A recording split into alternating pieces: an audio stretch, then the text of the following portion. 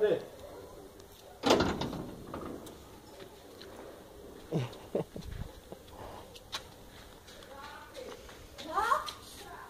Vou comer.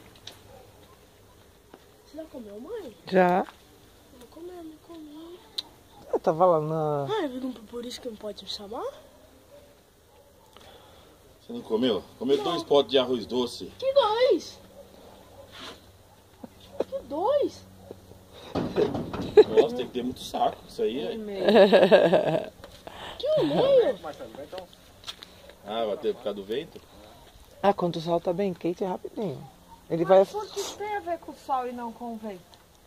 O que tem a ver com o sol e não com o vento? Ó, O sol...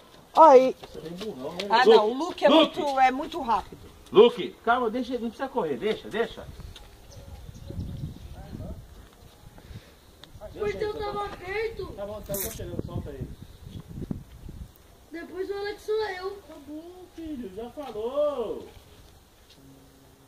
Vai não. Vai passar, subiu. uhul! Ai, que barato, sem querer. Aí o sol vai dando... Vai enchendo ele cada vez mais. Passar lá no rio.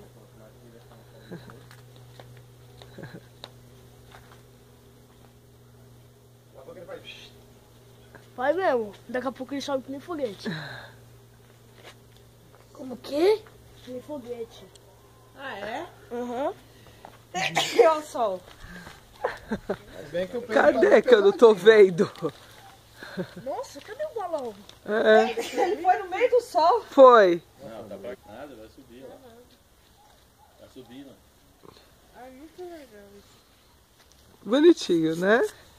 Se não tivesse peso, ele fica assim, ó. Ele vai pra lá e pra cá e o ar sai. Ele concentra no meio, né? material pra brilhar.